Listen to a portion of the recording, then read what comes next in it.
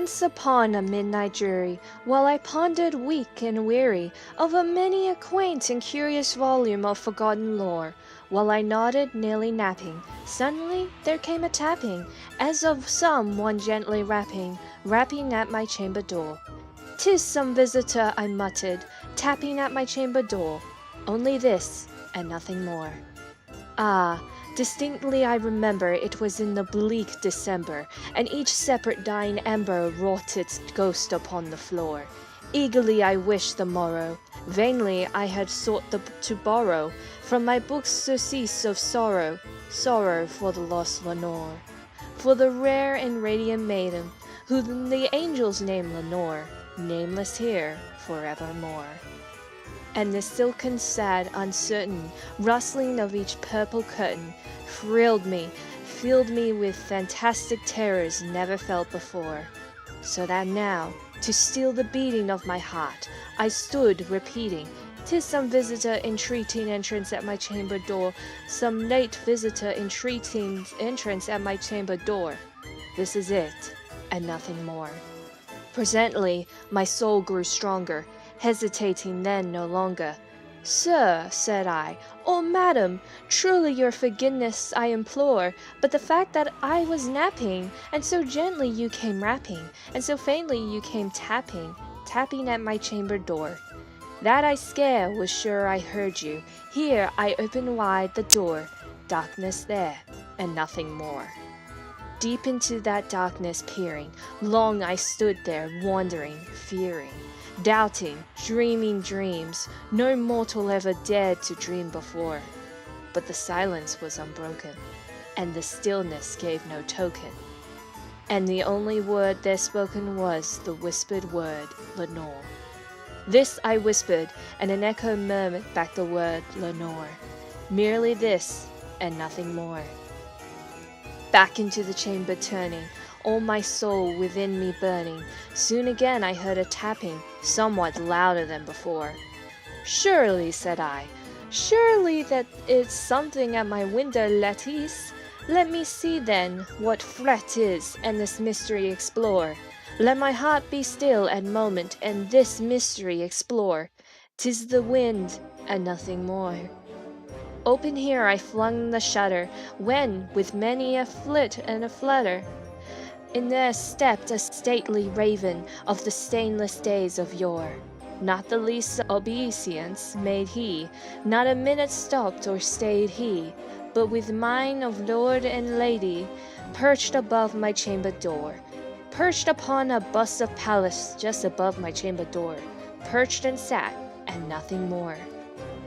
Then this ebony bird, begilding my sad fancy into smiling, by the grave and stern decorum of the countenance it wore, "Though thy crest be shorn and shaven, though," I said, "art sure no craven, ghastly grim and ancient raven wandering from the nightly shore.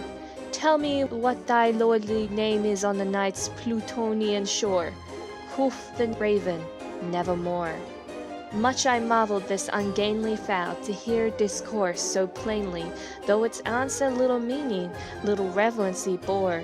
For we could not help agreeing that no living human being ever yet was blessed with seeing bird above his chamber door, bird or beast upon the sculptured bust above his chamber door, with such name as Nevermore.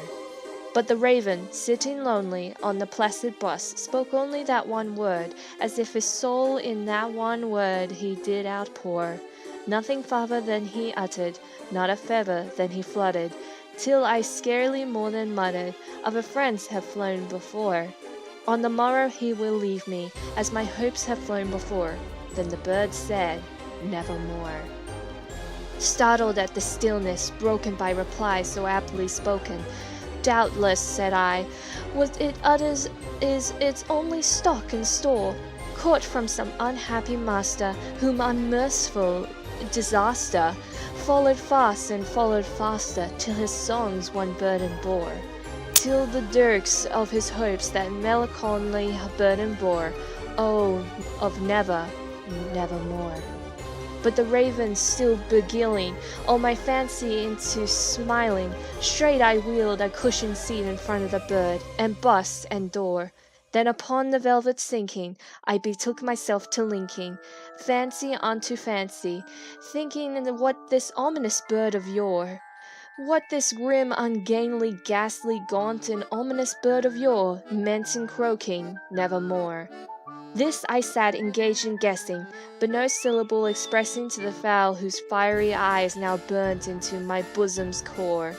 This and more I sat divining, with my head at ease reclining on the cushion's velvet lining that the lamplight gloated. But whose velvet lining with the lamplight gloating she shall press, nevermore. Then methought the air grew denser, perfumed from an unseen censer, swung by seraphim whose footfalls tingling on the tudded floor. Wretch, I cried, thy God hath lent thee, by these angels he hath sent thee, respite, respite, and neneth from thy memories of Lenore. Quaff, oh quaff this kind Nethane, and forget this lost Lenore. Quoth the raven, nevermore. Prophet, said I, thing of evil, prophet still, if bird or devil, whether tempest sent, or whether tempest tossed thee here ashore, desolate yet all undaunted on this desert land enchanted, on this home by horror haunted, tell me truly, I implore, is there balm in Gilead? Tell me, I implore.